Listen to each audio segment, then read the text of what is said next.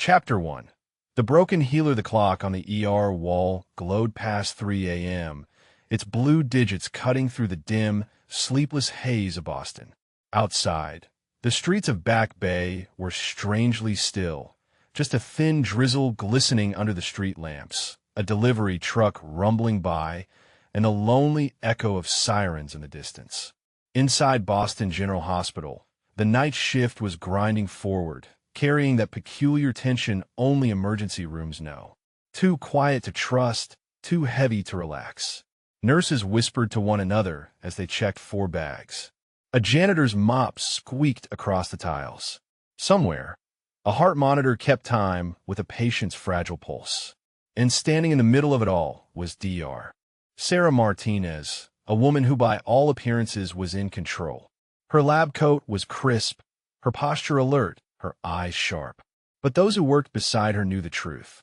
Sarah carried a grief heavier than any shift. Her little girl, Emma, had died in an accident 2 years earlier. And since then, Sarah had lost more than just family. She had lost her faith. For her, the chapel and hospital was just another hallway she never entered. The Bible, another book collecting dust. The name Jesus Christ, another story people clung to when medicine failed. Science was her fortress, the only ground she trusted. But that night, the night you're about to hear about, something entered that fortress, cracked its walls, and left Sarah with a question that no textbook could answer. The emergency department hummed with its familiar rhythm of controlled chaos. But beneath the surface, something was stirring that would challenge everything she believed about healing, hope, and the possibility that some wounds could only be touched by grace. Chapter 2. The mysterious arrival. The double doors of the ER slammed open. 2 EMTs rushed in, rain dripping from their jackets, a gurney rolling fast between them. On it lay a man in his 30s, clothes torn, feet bare, face streaked with dirt and blood. He looked like someone pulled straight off the streets of downtown Boston. Yet there was something different. No ID, no wallet, nothing. One paramedic barked, found him collapsed near Fenway Park. He gave us a name before he blacked out. Sarah slipped on gloves, moving on instinct, vitals low but steady. The patient was placed under the harsh fluorescent lights. Sarah leaned in to inspect the wound at the man's side. It was messy, but shallow, not the kind of injury that should have brought someone down. She was about to order a scan when it happened. The man's eyes opened. They locked on Sarah's with a steadiness that froze her mid-sentence. There was no fear in them, no confusion, only depth like an ocean she couldn't see the bottom of. "Can you talk?" Sarah asked. The man's lips trembled. His voice came out hoarse, almost broken, but clear enough to strike. "I came for you, Sarah." Sarah jolted back. Her badge was hidden in her pocket, and no one had spoken her name. "Do we know each other?" she demanded, trying to steady her tone. The stranger didn't answer with facts. He only smiled faintly, as if he already knew Sarah's next thought. His eyes closed again, but the weight of his words lingered. One of the nurses muttered under her breath, "He's delirious." But Sarah wasn't so sure. The words rattled in her chest. "I came for you." For a heartbeat, the ER felt suspended in silence. Machines humming, nurses moving, but all fading behind that one voice. Sarah had seen 1,000 patients, but never one who shook her like this. And here's what kept every doctor, every nurse on edge. This man claimed no last name, carried no records, but spoke as if he knew the deepest wounds of the soul. He said his name was Jesus Christ. Chapter 3. Impossible knowledge. The man lay on the bed pale, but strangely composed, as if the chaos of the ER didn't touch him. His chest rose with uneven breaths, and blood still seeped from the shallow wound at his side. Nurses bustled around prepping 4 lines, checking vitals, murmuring about his lack of identification. One muttered, another John Doe, scribbling notes on the chart. But Dr. Sarah Martinez couldn't shake the moment when their eyes met. That calm, unblinking gaze wasn't normal. She had seen panic, delirium, shock, even resignation, but never that. It wasn't a patient begging for help. It was the look of someone who already knew exactly why he was there. Sarah stepped closer, stethoscope ready. We'll get you stabilized. Just stay with me, she said in the steady tone that comforted hundreds of patients before. Yet her own voice felt hollow. The man's lips parted again, and with effort, he whispered, "I came for you, Sarah." The words sliced through the sterile air like a scalpel. Sarah froze, her mind racing. No one had spoken her name aloud.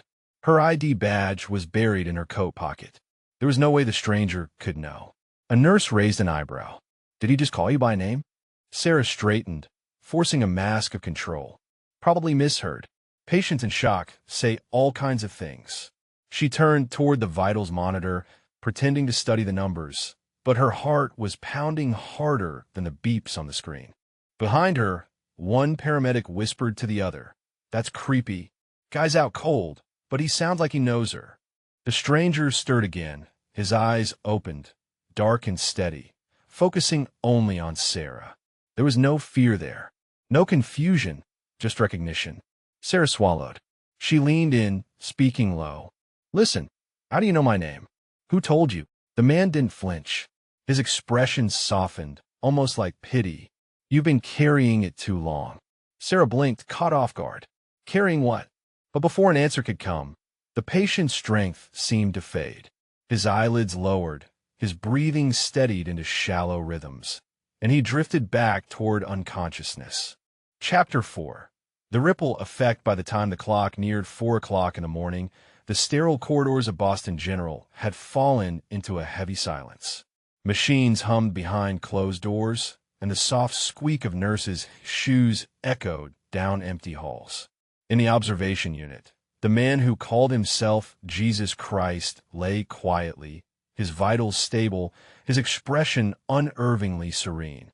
Nurses rotated in and out, charting numbers, adjusting lines, checking dressings. To most of them, he was just another patient. To Sarah Martinez, he was a riddle that refused to be solved. Word traveled fast in hospitals. Housekeepers whispered to transport staff. Residents traded stories in the break room. Nurses leaned closer in the medication line, lowering their voices. "He told me something only my mother knew." He prayed with a patient, and she passed away, smiling. "I don't know what it is, but being near him, it feels different." For some, it was curiosity. For others, unease. But for nearly everyone, it was undeniable. Take Patricia, the night shift nurse. For 15 years, she had carried patients from ward to ward, silent and efficient, her own grief sealed away. Her father had died estranged from her, and though years had passed, the wound never did. She had learned to bury it under routine. Charts, medications, vital signs. But when she passed the observation bay, the patient had simply looked at her and said, "Your father forgave you long before you forgave yourself." Patricia collapsed into a chair, weeping. She hadn't spoken her father's name aloud in years. Nobody could have known. Then there was Miguel, the young custodian. He was 6 months into his job, still learning the hospital's rhythms. Behind his quiet demeanor hid a storm. His teenage daughter had run away months earlier, and police had no leads. When he entered the bay to empty trash, the patient greeted him before he could speak. "She's alive, Miguel, in Springfield, working at a diner. She never stopped loving you. She was just scared." Miguel's mop clattered to the floor. The words hit like lightning. He hadn't told anyone about Maria, not his colleagues, not even his supervisor. Yet somehow, this stranger had named his deepest fear and greatest hope in a single breath. Chapter 5. Medical Impossibility. By midweek, the hospital buzzed with something different. An energy that had nothing to do with rushing stretchers or ringing pagers. It was quieter, more elusive, like a ripple moving beneath the surface of the ordinary. And at the center of it was the nameless man in Observation Bay who called himself Jesus Christ. Word traveled fast in hospitals. Housekeepers whispered to transport staff. Residents traded stories in the break room. Nurses leaned closer in the medication line, lowering their voices. "He told me something only my mother knew." He prayed with a patient, and she passed away, smiling. "I don't know what it is, but being near him, it feels different." For some, it was curiosity. For others, unease. But for nearly everyone, it was undeniable. Sarah entered with her clipboard tucked under one arm, determination written across her face. She wasn't here for miracles. She was here for answers. She pulled up a chair beside the bed and spoke in her clinical tone. "Your wound's shallow. No internal bleeding. You'll recover fine, but I need your full name, contact information, anything." The man turned his head slowly, his eyes locking on his Sarah with the same piercing calm from nights before. "You already know my name," he said softly. Sarah tightened her grip on the clipboard. "Jesus Christ." Her voice carried more skepticism than respect. "That's what you told the paramedics. Is that what you want me to write on your chart?" Jesus didn't flinch. "My chart isn't the one that matters, Sarah. Yours is." The words slid past every defense Sarah tried to hold. She shifted in her chair, crossing her arms. "Look, I don't know what game you're playing, but this is a hospital. We deal in evidence, in data, not riddles." For a long moment, Jesus said nothing. Then, in a voice steady and low, he spoke 3 words that shattered the air. "It wasn't yours." Sarah blinked. "The weight you carry, the blame, the endless nights replaying what you could have done. It wasn't yours to bear." The clipboard slipped slightly from Sarah's hand, her jaw tightened, and she stood abruptly. "You don't know what you're talking about." At the nurse's station, Patricia watched through the curtain gap. She'd seen Sarah lose her composure before, but this was different. Chapter 6. The doctor's confrontation later that afternoon.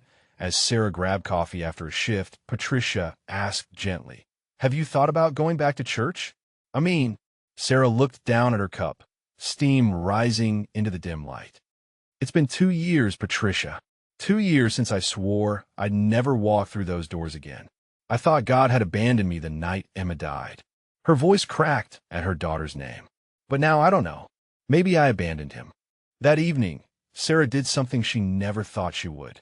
She drove to St. Catherine's Cathedral in downtown Boston. She parked far away, sat in her car for nearly half an hour, debating with herself. Finally, with a shaky breath, she stepped inside. The vast space swallowed her in silence. Sunlight streamed through the high windows, casting golden beams onto the marble floor. She sat in the back pew, unsure of what to do, her heart racing like she was back in the observation bay again. Slowly, she bowed her head. The words came haltingly, painfully, but they came. "God, it's been so long. I don't know if I even remember how to do this, but if you're still there, if that was really him, I'm listening now." Tears slid down her face, but for the first time in 2 years, they weren't born of anger. They were cleansing, healing. Back at the hospital, Sarah stormed into the room, frustration boiling. "Stop this," she snapped. "You're filling people's heads with whatever this is, false hope. Do you know how dangerous that can be?" Jesus turned his gaze back to her, unwavering. "Hope isn't dangerous, Sarah. Despair is." Sarah's breath caught, her anger tangled with something deeper. "Why me?" she demanded. "Why say those things to me? Why drag up what I've spent years burying?" Jesus didn't raise his voice. He didn't need to, because burying isn't healing. And you, Sarah, you've been treating broken bodies while ignoring your own broken soul. The silence that followed was heavier than any diagnosis, heavier than any death pronouncement Sarah had ever made. She wanted to argue, to dismiss it all as delusion, but somewhere inside she recognized the truth, and it terrified her. From the hallway, Patricia watched Sarah's face, her usually unshakable doctor struggling between fury and collapse. Chapter 7. Supernatural manifestations inside the brightly lit observation bay. A team of nurses worked in tense silence. The steady rhythm of monitors filled the air, interrupted only by the soft commands of Patricia, the charge nurse overseeing the procedure. "Vitals are holding steady," a resident reported, eyes glued to the monitors. Numbers displayed in normal ranges across the screen. Dr. Rodriguez, the attending physician assisting Sarah, furrowed his brows. "We need to understand what we're seeing here." His experienced hands moved with precision, but beneath the mask, his jaw tightened. They had prepared for complex medical mysteries before, but this case defied explanation. At the edge of the sterile area, a nurse whispered a silent prayer, her lips barely moving behind her mask. She had witnessed unexplained recoveries before, but rarely under such peculiar circumstances.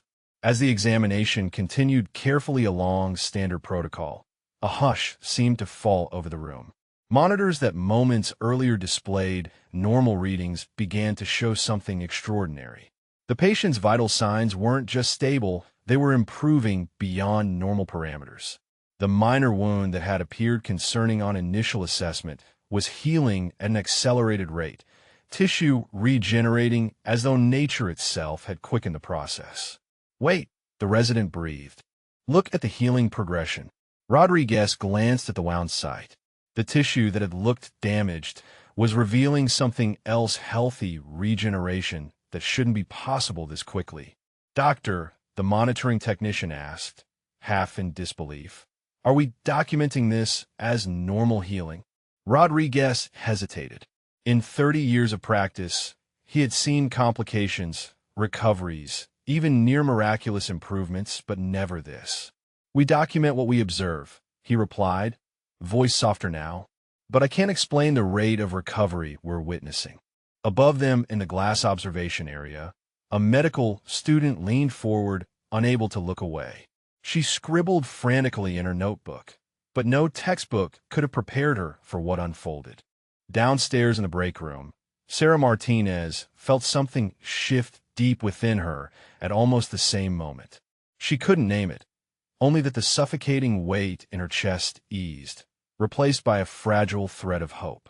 Patricia, still monitoring vitals, noticed the change in the room's atmosphere even before anyone spoke. Chapter 8.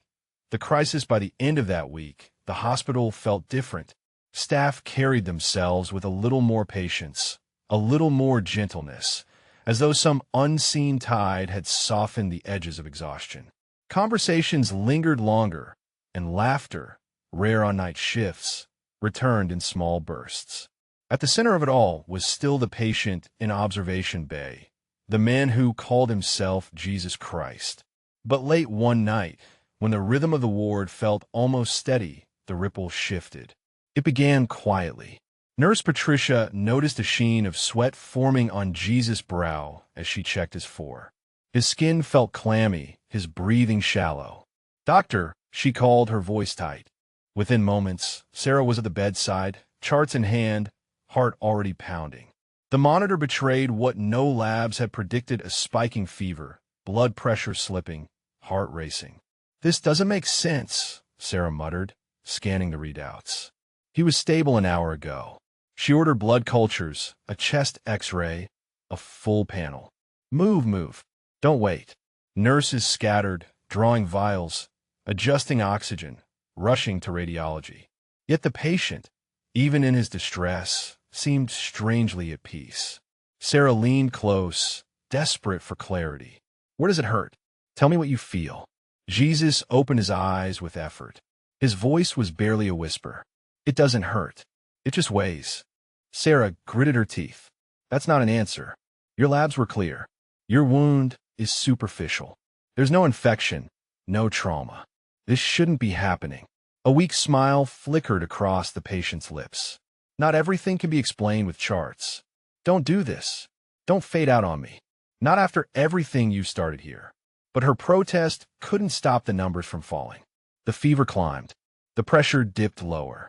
Nurses exchanged worried glances. Miguel, the young custodian, arrived breathless, clutching the latest labs. "Doctor, it's all normal. No infection, no systemic failure. You should be fine." "Tell that to the monitor," Sarah snapped, her eyes never leaving the patient. The room filled with the sterile chaos of emergency. Orders barked, machines humming, gloves snapping on. Yet underneath, there was another silence, one no machine could measure. Chapter 9. The final hours. The storm outside had broken just before dawn. Rain glazed the windows of Boston General, and the city glowed in muted gold as the first light bled across the skyline. Inside Observation Bay, the machines hummed steadily again, their alarms quiet after a night of chaos. Nurses rotated in silence, glancing at the patient who seemed suspended between frailty and calm. Sarah Martinez had refused to leave the bedside. She sat slumped in the chair, head bowed, hands still resting on the man's wrist as if willing his pulse to stay strong. Hours blurred into one another until exhaustion dragged her into a shallow, uneasy sleep. When she woke, the first thing she noticed was silence. Too perfect, too wrong. No soft breaths, no shifting in the sheets, just stillness. Sarah's head snapped up. The bed was empty, perfectly made. Four lines coiled neatly, electrodes removed without tearing the skin. No trace of hurried discharge, no chaos of an escape, just absence. She shot to her feet, scanning the room. Nurse, her voice cracked across the ward. Patricia hurried in, clipboard in hand. Where is he? Sarah demanded, pointing to the pristine bed. Patricia frowned. The patient? Observation bay. She hesitated. Doctor, there's no record of a patient by that name. Not in admissions, not in observation. I checked the census an hour ago. Sarah grabbed the chart from the counter, flipping through the pages. Blank. The lab results she'd ordered, the vitals she'd logged, the notes scribbled in her own handwriting. The folder contained nothing but a clean cover sheet, as if no one had ever been there. That's impossible, she snapped. We ran panels. We did scans. I examined myself. Patricia met her fury with steady eyes. I'm telling you, there's no file, no orders, nothing. Sarah's pulse pounded in her ears. She stormed into the nurse's station, demanding the digital records. The system showed no trace of a patient admitted under the name Jesus. No labs pending, no imaging scheduled. Every record she swore existed had vanished. Panic clotted her. She sprinted to security, ordering the overnight footage. On the grainy feed, she saw herself entering the bay, saw nurses moving in and out. But where the bed should have held a figure, the camera showed only empty sheets. Chapter 10. The impossible departure glitch in the system, the technician muttered. Happens sometimes. Sarah staggered back into the hall, her throat dry, her mind unraveling. He was here. He was real. I touched him. I spoke with him. In the cafeteria, Miguel spotted her, face pale, hands shaking. Dr. Martinez, what happened? He's gone, Sarah whispered. Not discharged, not transferred, gone. Miguel blinked. But he was just here last night. Sarah gripped his shoulder, desperate. You saw him too. Tell me you did. Miguel nodded slowly. I saw him. I talked to him. His voice steadied as though the truth needed no proof. Even if there's no record, I know he was real. But not everyone agreed. Later that morning, Dr. Rodriguez confronted Sarah. Look, are you sure you're not exhausted? You've been pulling too many doubles. It plays tricks. Sarah nearly exploded. Don't you dare. He changed people. Ask Patricia. Ask Miguel. Ask the families who left this hospital lighter than they came. Rodriguez studied her for a long moment, then sighed. Maybe what matters isn't whether he was here. Maybe it's what you believe happened. Sarah stormed away, but those words clung to her like fog. By evening, the hospital buzzed with speculation. Some whispered he'd been a con artist, slipping away when no one watched. Others swore he'd never existed at all. Yet the change in the air, the softened tempers, the quiet acts of kindness, the renewed hope remained undeniable. And Sarah, though haunted by the empty bed and erased records, knew with a certainty that went deeper than reason. Jesus Christ had been there. He carried the knowledge like a hidden ember, both terrifying and luminous. The man hadn't come to be cured. He had come to cure, and now he had vanished, leaving behind no evidence but the transformation of those who had looked into his eyes. That night, Sarah sat alone in the chapel, staring at the flickering candle. In her pocket lay a single slip of paper she'd found on the pew. Scrawled in handwriting she didn't recognize were the words, "The greatest miracles are not in healing the body, but in remembering how to love." She closed her eyes, gripping the note. For the first time in years, she wasn't begging for answers. She was holding on to presence, unseen, unprovable, but real enough to change everything. Chapter 11. Aftermath and testimony. 3 weeks had passed since the vanishing. By now, The night shift at Boston General had returned to its usual rhythm. Stretchers rattling down hallways, codes echoing overhead, doctors scribbling orders at 3 a.m. Yet for those who had seen him, nothing was the same. The mystery patient with no file, no past, no trace, had left behind something stronger than proof. Change. Sarah Martinez felt it first. She no longer wore her white coat like armor. Instead, it became a reminder that every diagnosis carried a name, a face, a soul. Patients noticed, families noticed, colleagues noticed. She asked questions she had once avoided. How are you holding up? Who waits for you at home? What scares you most right now? Her medical notes were still crisp, still thorough, but her gaze lingered longer on her patients. She began walking slower through the wards, pausing where she used to rush past. A mother whose daughter lay in pediatrics would later recall, she didn't just check vitals. She held my hand. She saw me. For Miguel, the young custodian, the encounter rerouted his entire path. He filed for a change in specialty from maintenance to patient transport. It's not enough to clean up after healing, he explained to a puzzled supervisor. Sometimes the wounded need someone who understands what it means to be lost and found. Even Patricia, the veteran nurse who had spent decades numbed by routine, rediscovered something she thought she had buried. Weeks after Jesus spoke to her, she received a phone call that left her trembling. Her estranged brother, reaching out after 20 years of silence. I don't know how, Patricia whispered to Sarah in the break room, tears shining in her eyes. But he was right. Forgiveness was waiting all along. The ripples spread beyond the walls of the hospital. Patients left not only with discharge papers, but with stories of kindness, of staff who lingered, of conversations that felt strangely holy. The hospital chapel, once nearly always empty, began to fill. Nurses dropping by between shifts, interns lighting candles before exams, even hardened surgeons pausing for a breath they didn't know they needed. Sarah returned there often, sometimes alone, sometimes with Miguel. She never prayed in the formal sense, but she sat in the silence with a folded note in her pocket. The greatest miracles are not in healing the body, but in remembering how to love. Chapter 12. New beginning. At first, Sarah read it as a riddle, then as a challenge, eventually as a truth. One evening, Sarah stood before a room full of interns, their notebooks open, their faces weary with the weight of endless training. She didn't use slides or data. Instead, she told them, you'll lose patience, you'll fail sometimes, and you'll carry guilt that isn't yours. But don't let medicine become only about numbers. It's about encounters. Healing is more than what we do with our hands. It's what we do with our presence. The room was silent, not out of disinterest, but respect. One student finally raised a hand. Dr. Martinez, do you believe in miracles?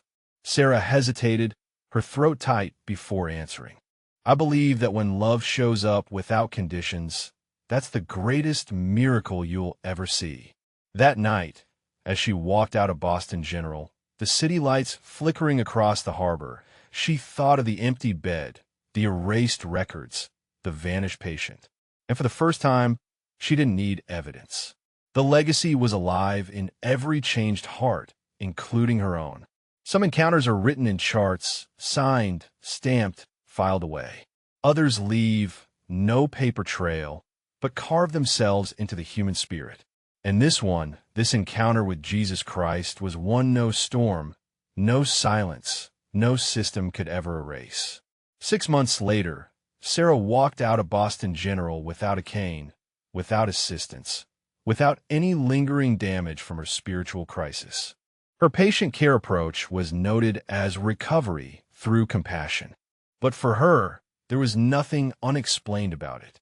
She knew who had breathed new purpose into her calling. Her first stop after a shift was not home, but St. Catherine's Cathedral. She insisted on attending evening prayer regularly now. As Sarah knelt beside the flickering candles, tears streamed down her face. The crucifix above the altar looked different now, not as a distant symbol, but as the heart of a love story that had saved her. The hospital carried on, of course, alarms blaring, stretchers rolling, phones ringing. But something had shifted in the undercurrent. People lingered longer at bedsides. They listened a little more. They smiled even in exhaustion, all because of a man with no records, no history, no explanation. A man who called himself Jesus Christ. Whether they wanted to believe it or not, every person who crossed his path walked away changed.